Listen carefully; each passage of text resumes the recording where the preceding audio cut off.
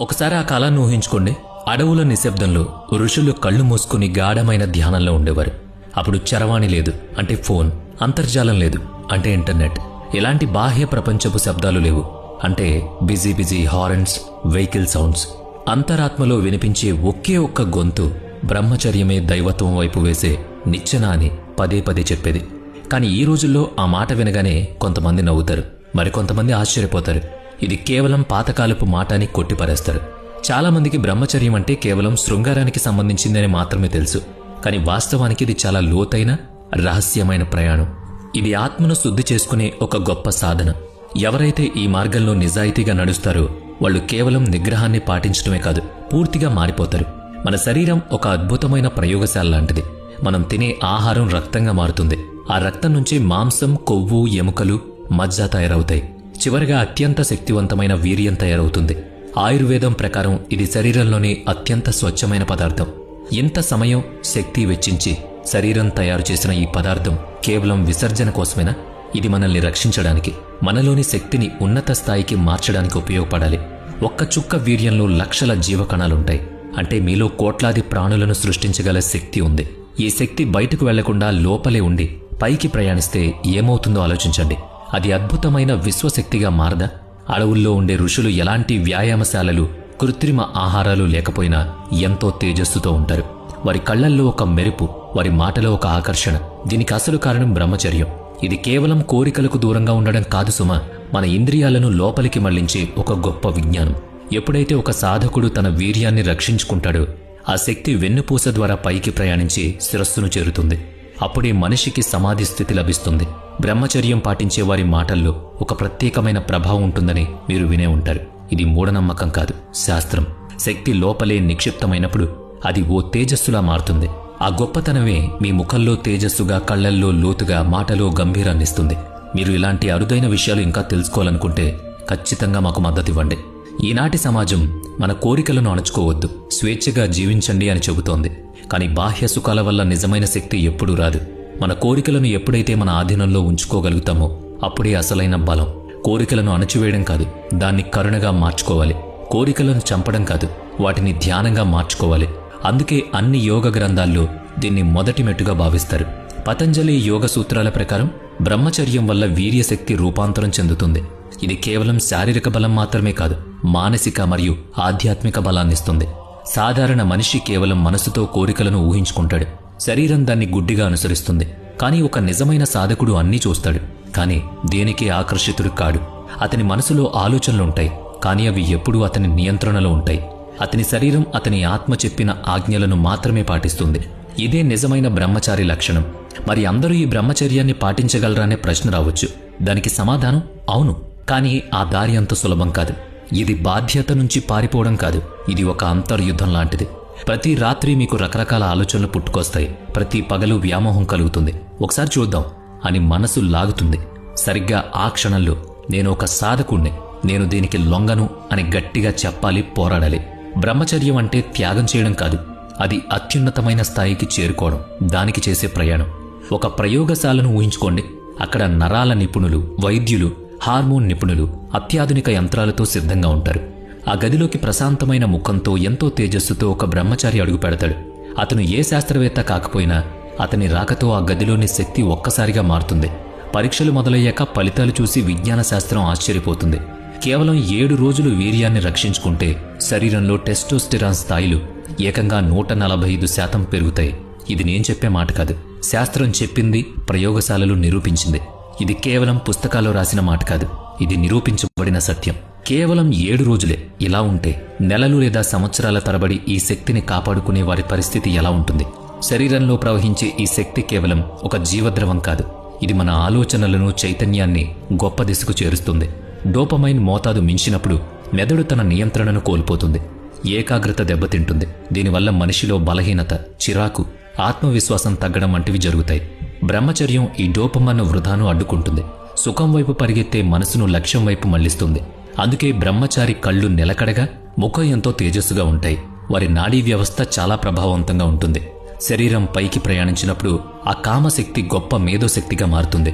అప్పుడు పుస్తకాలు చదవడానికి, ధ్యానం చేయడానికి, కొత్తవి సృష్టించడానికి ఆ శక్తి ఉపయోగపడుతుంది. స్వామి వివేకానంద అమెరికా వెళ్ళినప్పుడు శాస్త్రవేత్తలు ఆయన శరీరంలోని అయస్కాంత తరంగాలను కొలవడానికి ప్రయత్నించారు. ఒక సాధారణ వ్యక్తి కంటే ఆయనలో ఎంతో ఎక్కువ ప్రకంపనలు ఉండడం చూసి ఆశ్చర్యపోయారు. దీనికి కారణం ఆయన జీవితాంతం పాటించిన బ్రహ్మచర్యం. ఆయన తన వీర్యాన్ని ఓజస్సుగా, ఓజస్సును తపస్సుగా, తపస్సును వాక్కుగా మార్చుకున్నారు. అందుకే ఆయన మాటలు అంత శక్తివంతం. ఆ మాటలు ఇప్పటికీ కూడా మనకు ఆదర్శం.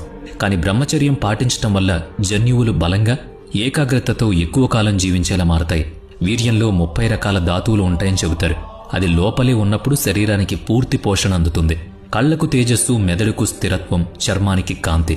అందుకే బ్రహ్మచారి కళ్ళు లోతుగా, చర్మం మెరుస్తూ ఆకర్షణీయంగా ఉంటాయి.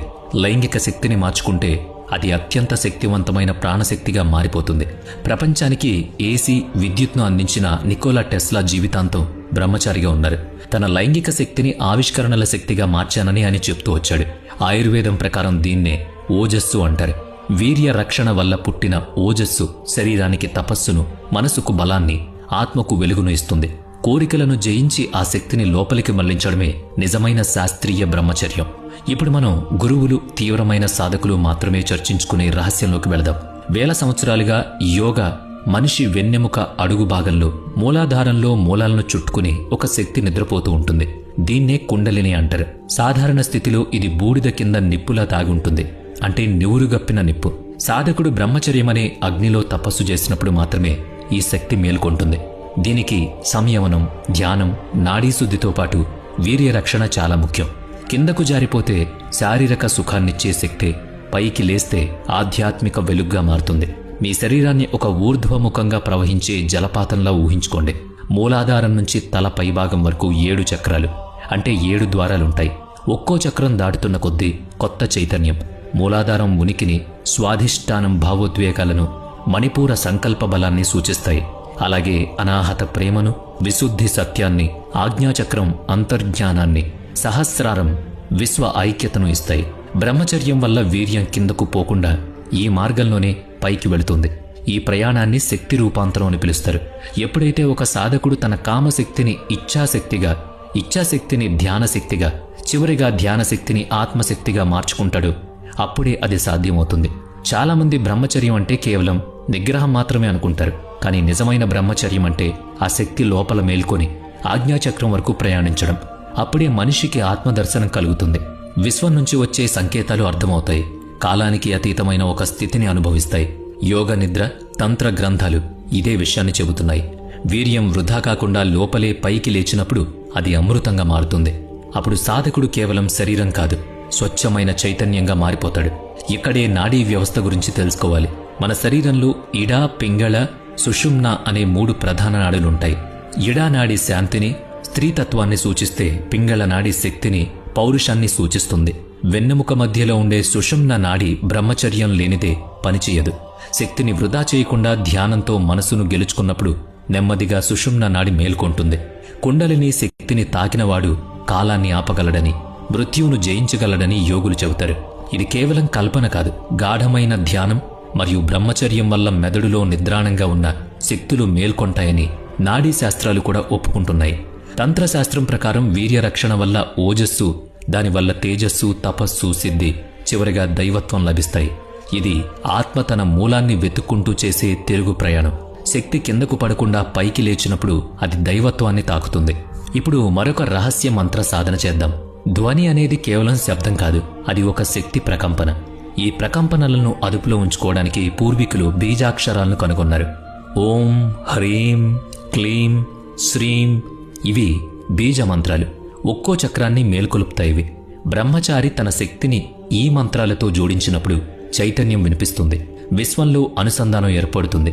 చివరగా వచ్చేది ధ్యానం. అన్ని పద్ధతులు సఫలమయ్యాక సాధకుడు ధ్యానంలోకి వెళతాడు. ఇది కోరికలను దహించే అగ్ని లాంటిది. ఇందులో మనసు కరిగి ఆత్మ ప్రకాశిస్తుంది. దక్షిణ భారతదేశంలోని ఒక ఆశ్రమానికి 16 ఏళ్ల బాలుడొచ్చాడు. నాకు బ్రహ్మజ్ఞానం కావాలని అడిగాడు. గురువు అతన్ని బ్రహ్మచర్యం పాటిస్తావని అడిగి 12 ఏళ్ల పాటు మౌనంగా ఉంటూ తక్కువ ఆహారం తీసుకుంటూ వీర్యాన్ని రక్షించుకోమని చెప్పాడు. 12 ఏళ్ల తర్వాత ఆ యువకుడు తిరిగొచ్చినప్పుడు అతని ముఖం తపస్విలా వెలిగిపోతోంది. అతని నోటి నుంచి మాటలు కాక శక్తి వెలువడుతోంది. ఆ బాలుడే తర్వాతి కాలంలో మహాయోగి రామలింగ స్వామిగా మారాడు. ఆయన మరణం లేకుండానే తన శరీరాన్ని కాంతిలో విలీనం చేసుకున్నాడు. ఇది కేవలం సాధువులకేనా అంటే కాదు.